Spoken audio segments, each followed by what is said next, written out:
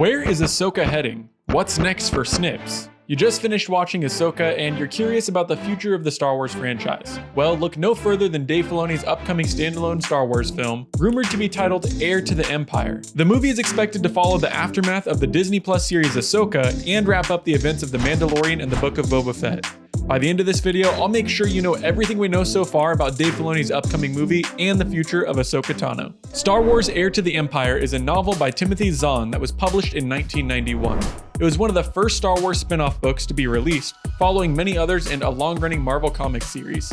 But Heir to the Empire is one of the stories that defined the Star Wars expanded universe. It was one of the first stories to show what happened to Luke Skywalker and Princess Leia after Return of the Jedi. Heir to the Empire takes place 5 years after that movie, when the New Republic is trying to establish itself as the galaxy's new government. The Empire is still around, but not as strong as before, and that becomes clear when Grand Admiral Thrawn resurfaces and starts to rebuild his army. Using a mix of secret Imperial technology, an old Clone Wars era fleet, and his own brilliant tactics, Thrawn manages to overthrow the New Republic. Once again, it's up to Luke, Leia, and Han Solo to save the galaxy. Heir to the Empire introduces several important new characters besides Thrawn himself. This novel is where readers first meet Mara Jade, a former assassin who used to be known as the Emperor's Hand, and a woman who has a close connection to Luke himself. It also introduces Talon Karrde, a new smuggler who becomes very rich and powerful after Jabba the Hutt's death. Heir to the Empire is part of a trilogy called the Thrawn Trilogy, which also includes 1992's Dark Force Rising and 1993's The Last Command.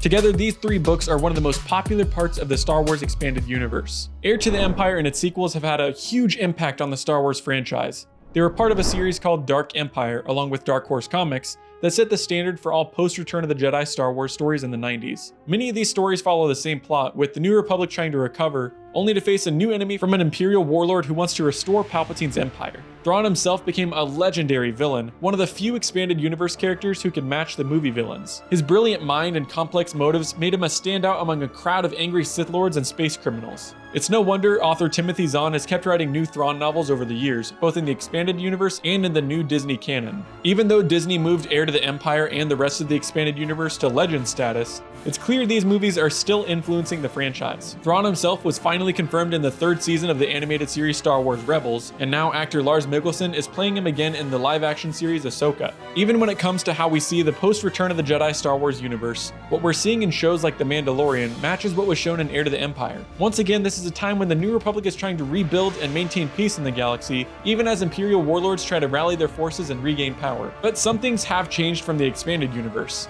Han and Leia had 3 children in the EU, instead of 1 son in the Disneyverse. And the Clone Wars, as it's shown in Heir to the Empire, is a completely different war from what George Lucas would start later in his prequel movies. For the most part, however, The Mandalorian and Ahsoka share a lot with the Heir to the Empire series, and that may be why an Heir to the Empire movie is likely. The Dave Filoni team is already working on a movie set in this time period.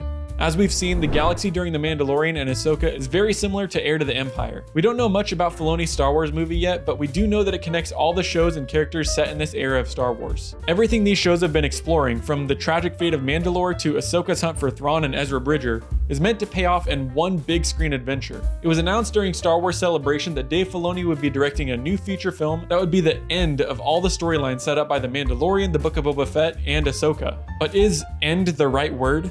In a recent interview with Empire magazine, Filoni talked about how that word fits his film. End is an interesting word. The way I look at it, there are small stories and then there's the big story of the day too.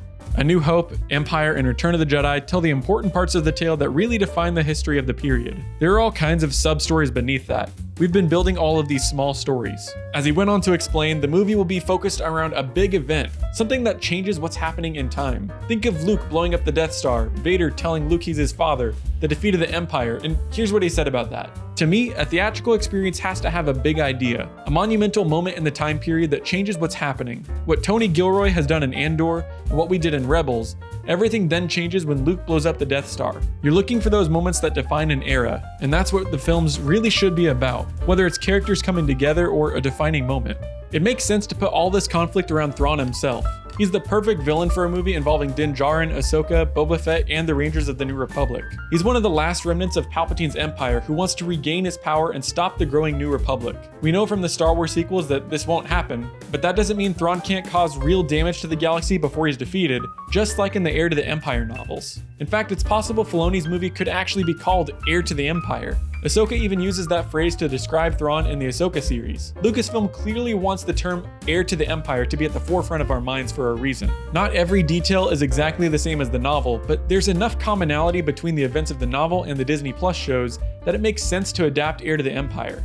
With epic battles and dire stakes, there's a reason Heir to the Empire remains one of the most beloved Star Wars novels. It's perfect for the film treatment, and that day may finally be coming. If Filoni is really making an Heir to the Empire movie, one of the biggest questions everyone has is whether Luke Skywalker will be in it. Luke is definitely one of the most important characters in the novel, which is set a few years before he fully commits himself to rebuilding the Jedi Order. At this point, Luke is still traveling the galaxy and serving as one of the New Republic's most brave defenders. We've seen Luke in both The Mandalorian and the Book of Boba Fett, the latter of which showed Luke in the very early stages of creating his Jedi Academy on Ossus. He's a character with a small but important role to play in these shows, which could also mean he has a chance to appear in the Filoni movie. Maybe Lucasfilm will have improved its digital Mark Hamill recreation by then. Luke's role in the Star Wars sequels was controversial to say the least. Not all fans were happy with finding out that his Jedi Academy failed, nor were they pleased to see that Luke had become a milk-drinking, always grumpy Jedi hermit, even if he was just following Yoda and Obi-Wan's example. Many fans have been eager to see Luke Skywalker in his prime, fighting to keep peace in the era of the New Republic. The sequels couldn't give them that, but maybe Filoni's movie can.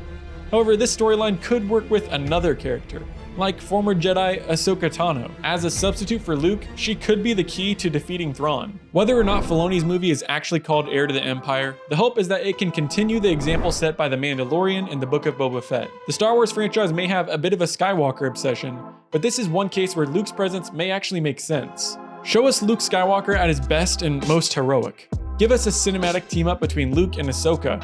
With a villain as imposing as Grand Admiral Thrawn, the galaxy needs its greatest heroes to win the day. Thanks for watching. See you next time.